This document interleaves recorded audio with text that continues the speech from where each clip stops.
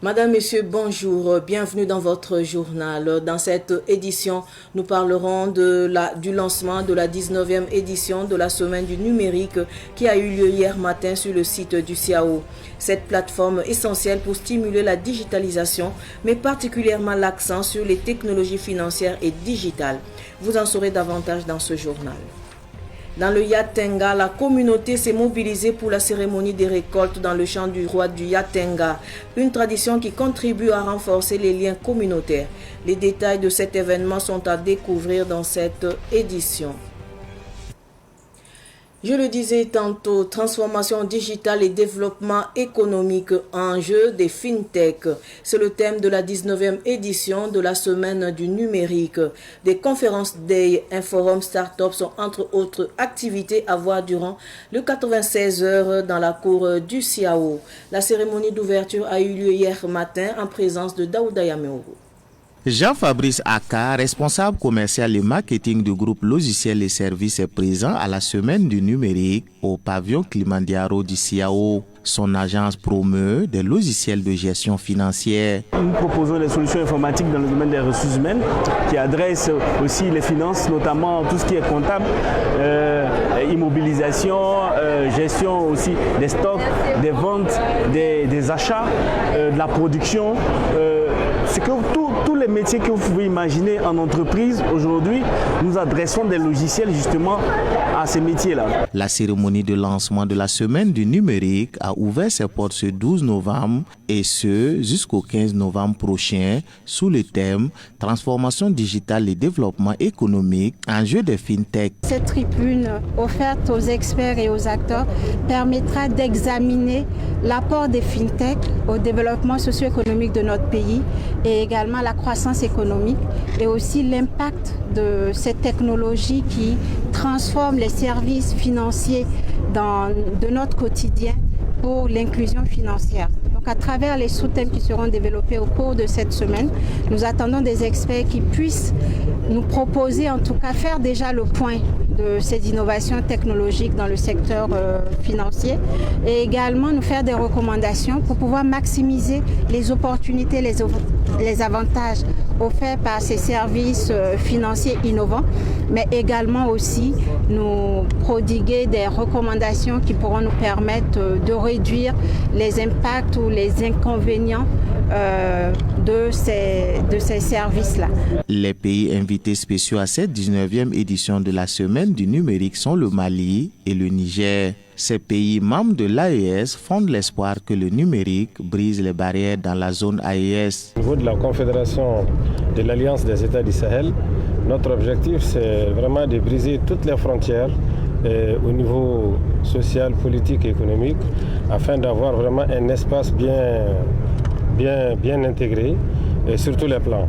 Et dans le domaine qui est de notre ressort spécifique, qui est celui du numérique, nous travaillons pour pouvoir avoir des passerelles afin que nos efforts aillent vraiment vers la satisfaction des besoins de nos populations. Et aujourd'hui, nous en sommes au thème des fintech. C'est de l'économie, c'est des finances, n'est-ce pas? C'est pour amener vraiment les populations à avoir accès aux facilités que va accorder le numérique dans ce sens. Nous voulons vraiment démocratiser le financement par le numérique afin que toutes les populations aient accès, n'est-ce pas, aux services financiers au lieu que ce soit vraiment l'affaire de quelques privilégiés citadins. Start-up, les porteurs de projets qui sont aujourd'hui à Ouaga vont partager les expériences et les meilleures solutions seront, notre objectif c'est que les meilleures solutions soient partagées, soient déployées au niveau de l'AES pour qu'elles soient des solutions AES afin de partager les expériences et contribuer à l'émergence de notre économie. Le mobile money, la dématérialisation et les plateformes de paiement électronique, le hacking sont entre autres sous-thèmes de la 19e édition de la Semaine du numérique. Le Conseil supérieur de la communication CSC, dans un communiqué en date d'hier, sollicite la haute autorité de la communication HAC du Mali pour qu'elle prenne des mesures à l'encontre de la chaîne de télévision Djoliba TV News. Cette requête fait suite à des déclarations considérées comme gravissimes émise lors de l'émission Rendez-vous des idées diffusée le 10 novembre dernier. Lors de cette émission, un invité a tenu des propos qui accusent les autorités burkinabées et qui insinuent que l'instabilité au Burkina Faso serait en partie orchestrée de l'intérieur en lien avec un prétendu projet de déstabilisation financé à hauteur de 5 milliards de francs CFA. Ces propos sont jugés offensants et diffamatoires, visant à discréditer le gouvernement burkinabé et à semer la discorde. Par conséquent, le CSC appelle la HAC à intervenir afin de réguler ou de sanctionner ce type de contenu jugé nuisible pour les relations entre les deux pays et pour la stabilité dans la région. Tout autre sujet à présent, l'association Lagam Taba des ressortissants du Passoré, résidant dans l'arrondissement 9 de Ouagadougou, a organisé une collecte de sang le week-end dernier. Cette initiative répond à l'appel du président du Faso qui vise à renforcer les réserves de sang dans le pays pour faire face aux besoins croissants des hôpitaux. C'est un reportage d'Abdoulaye Kinda et de Cynthia Zongrana. La première poche de sang a été donnée par Maurice Konaté, président de la délégation spéciale de la commune de Ouagadougou. Il s'agit d'une initiative de l'association Lagam Taba des ressortissants du Passoré vivant dans l'arrondissement 9 de Ouagadougou. C'est un appel que nous avons vraiment reçu avec joie parce qu'aujourd'hui, si vous regardez, la période est vraiment propice au palu, à la dengue et autres formes de maladies qui nécessitent vraiment des dons de sang ou des transfusions sanguines. En dehors de ça, vous savez, la situation qui nous préoccupe aussi tant aujourd'hui, ce sont nos blessés de guerre. Voilà. Donc, organiser un don de sang aujourd'hui, c'est vraiment à saluer. Et c'est pourquoi je voudrais saisir cette occasion pour dire, féliciter l'association Lagam Taba, saluer en tout cas la population qui est sortie nombreuse, vous les avez vus, saluer le dynamisme de cette association et aussi la collaboration et la bonne cohésion qui existe entre les gens de l'arrondissement 9 et les personnes qui, pour une raison ou une autre, ont dû quitter les zones d'habitation pour être des notes qu'on appelle les PDI. Cette action a également été saluée par Albert Bamogo, le coparrain de l'activité. C'est une bonne initiative, c'est la raison pour laquelle nous sommes là ce matin. On a été sollicité pour accompagner l'activité. Ça nous va droit au cœur. Je coparraine l'activité. C'est pour dire que je vais profiter de votre micro pour les saluer pour l'initiative et interpeller d'autres associations à aller dans ce sens-là. Parce qu'aujourd'hui, vous savez bien qu'à cause de l'insécurité, nos soldats tombent au front. Donc il y a trop de blessés dans les hôpitaux, ils ont besoin d'aller la du sang. L'association Lagam Taba avait prévu la collecte de 500 poches de sang, mais elle n'a pu collecter que 101 poches à cause de la brièveté du temps imparti, ce qui n'a pas été du goût de la population mobilisée dans l'arrondissement 9. Yatenga, la tradition a été respectée dans la cité de Naba-Kango. Comme chaque année, c'est la mobilisation communautaire dans le champ du roi du Yatenga pour les récoltes. La cérémonie revêt un caractère traditionnel. C'était le dimanche dernier à Bogoya. Daouda Yameogo y était. Après le sarclage fin août dernier dénommé Napu Kobo, jeunes, femmes et hommes du village de Bogoya, dans les encablures de Wayugia sont à nouveau de retour sur les lieux pour la récolte. Le champ de Petit Mille d'environ 4 hectares a été récolté en 2 jours. Le Tonaba Tigré de Bogoya.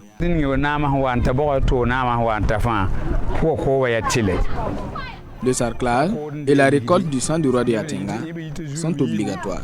N'importe quel roi de Bogoya a l'obligation d'organiser le sarclage et la récolte du sang du roi de Yatenga.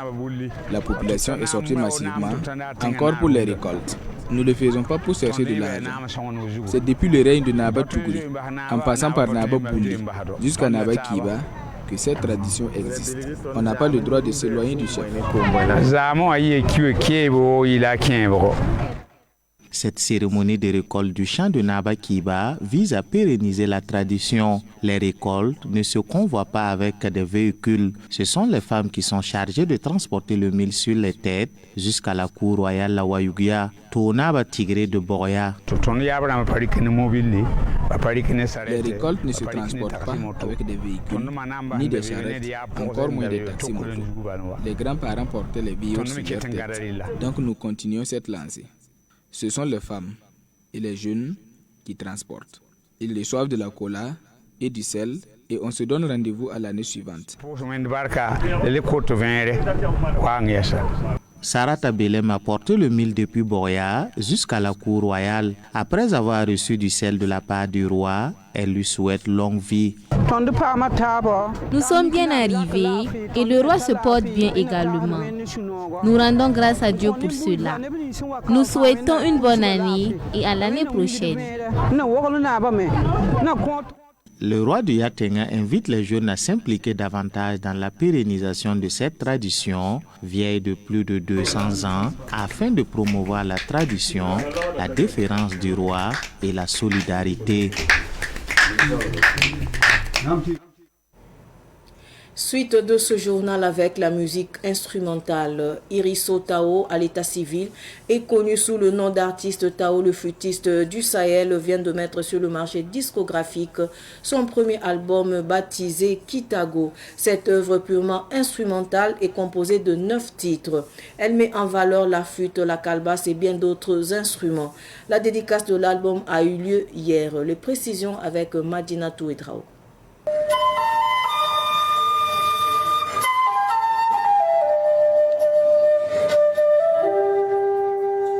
Après 37 ans de carrière comme instrumentiste, Tao le flûtiste met sur le marché son album intitulé Kitago ou la marche du roi, destiné à valoriser l'instrument traditionnel. Cet opus aborde surtout la question de la cohésion sociale. J'ai trouvé lourd et peut-être ça le mérite aussi. 87 jusqu'en 2024. C'est que même si c'était une maison aussi, chaque jour une brique, et normalement la taille on ne peut pas les mesurer. Quand on parle de Kitago, ça parle de la cohésion sociale. Quand vous voyez un chef qui marche tout lentement, c'est-à-dire qu'il fait un pas en regardant derrière, si tout le monde est à côté de lui ou pas. L'album qui valorise les instruments traditionnels peut être exploité par les artistes et les cinéastes, selon Tao le flûtiste. Cette œuvre-là, avant que ça ne sorte, beaucoup de cinéastes m'ont contacté et je pense que certains même étaient dans la salle. Ils attendent franchement cette œuvre avec attention. Ouais, donc, et je connais la destinée de cette œuvre. La dédicace s'est tenue en présence de nombreux musiciens et de membres du BBDA qui ont apprécié positivement l'œuvre. C'est le cas aussi du parrain El Hadji Cheikh Tidiane Tougouri. Je trouve que c'est déjà un très bon travail qu'il vient d'abattre. Le plus souvent, dans le langage des artistes, on dit que c'est du balèze. Permettez-moi de dire aussi ces mots. Nous avons accepté l'accompagner, l'assister, parce que c'est un artiste qui s'est battu. Voilà, il a mouillé vraiment le maillot, si vous pouvez encore me permettre ce terme-là, pour vraiment sortir ce travail-là. L'album Kitago en langue san ou la marche du roi de Tao le flûtiste est disponible en clé USB.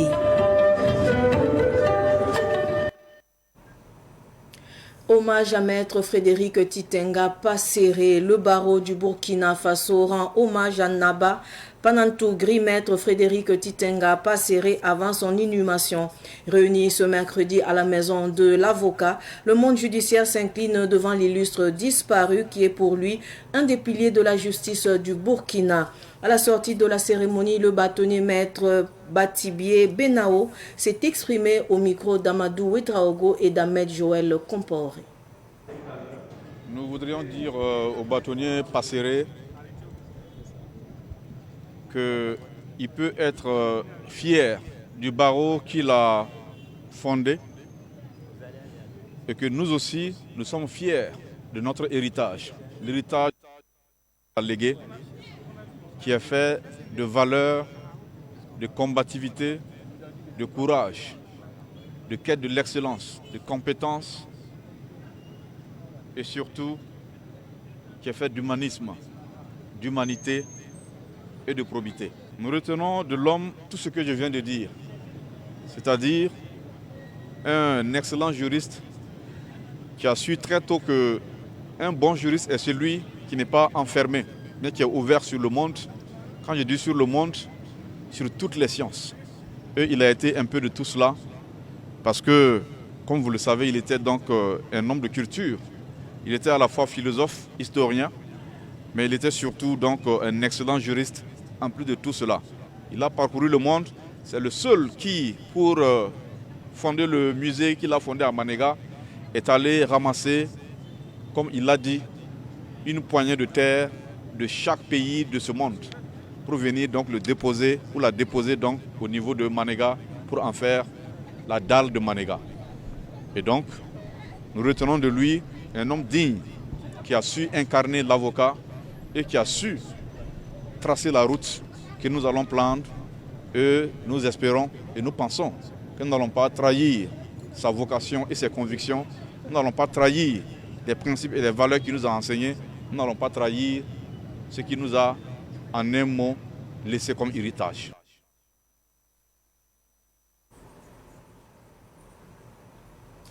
Avant de clore ce journal, Naba Panantougri ou maître Frédéric Titenga Passéré reçoit depuis hier des honneurs et des hommages à l'image de ce qu'il a donné à ses prochains sur les terrains de la littérature, des traditions, de la culture et du droit. Recueillement et émotion se conjuguent à sa résidence à Tanguin dans l'arrondissement 4 de Ouagadougou. Amadou Edraogo et Ahmed Joël Compore. Vendredi 8 novembre 2024, le ciel s'est assombri à Manega. Le baobab maître Frédéric Titenga Passéré ou Naba Panantougri s'est éteint. Mardi 12 novembre, parents, amis et collègues lui rendent hommage à sa résidence à Tanguin, arrondissement 4 de Ouagadougou. Sa famille est émue, à l'image de sa fille, Wengoulé Passéré. Aucun mot ne peut décrire ce que papa est. Je pourrais passer toute la journée pour parler de papa parce qu'on ne peut pas finir de... C'est une personne extraordinaire, infatigable, aimante. C'est un papa pour tout le monde. On avait oublié même que c'était un être mortel. On croyait qu'il était immortel. De sorte qu'on n'a pas vu venir. C'est un baobab comme on l'appelle. C'est une bibliothèque vivante. Pendant ces moments d'hommage, les hommes de droit et de culture ne sont pas en reste. Ils témoignent tous des bienfaits de l'illustre disparu. Pour moi, je l'ai connu depuis 88-89, quand j'étais étudiante à Paris 7.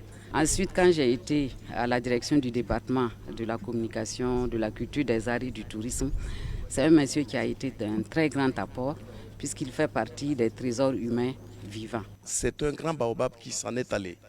Et je me suis rappelé de la conférence qu'il était venu donner à Nancy avec brio. Et moi, ce que je souhaite à titre personnel, c'est qu'il me transmette son talent pour que je puisse continuer l'œuvre qu'il a entreprise. C'est un homme qui était disponible pour tous les confrères. C'est quelqu'un qui est un défenseur de la défense, un défenseur de la justice. Aujourd'hui, nous sommes là pour l'accompagner et manifester notre solidarité. L'ancien président du Faso, Roch-Marc Christian Kaboré, a aussi fait le déplacement pour rendre hommage à Maître Passéré, son professeur du lycée. Je dois rappeler d'abord que Maître Passéré, avant toute chose, m'a enseigné en terminale au collège La Salle en français. C'est de là-bas que j'ai commencé à le connaître, donc ça doit être dans les années 74-75. Bon, par la suite, chacun a évolué évidemment. Lui au barreau, toujours dans la culture, dans l'histoire du Burkina Faso. Donc il a apporté un apport inestimable dans l'ensemble de ces secteurs. Vous savez très bien quelle a été sa carrière en termes d'avocat. Donc on peut dire que c'est un homme de paix, c'est un homme de culture, c'est un grand intellectuel aussi comme vous le savez. Donc beaucoup de qualité, beaucoup de qualité. En rappel, Maître Frédéric Titenga Passeri, Ounaba Panantouri de Manega, a rendu l'âme le 8 novembre dernier. Il sera inhumé à Manega, sa terre natale, le jeudi prochain. Ainsi prend fin cette édition d'information. Merci de rester fidèle au programme de Savane TV. Au revoir.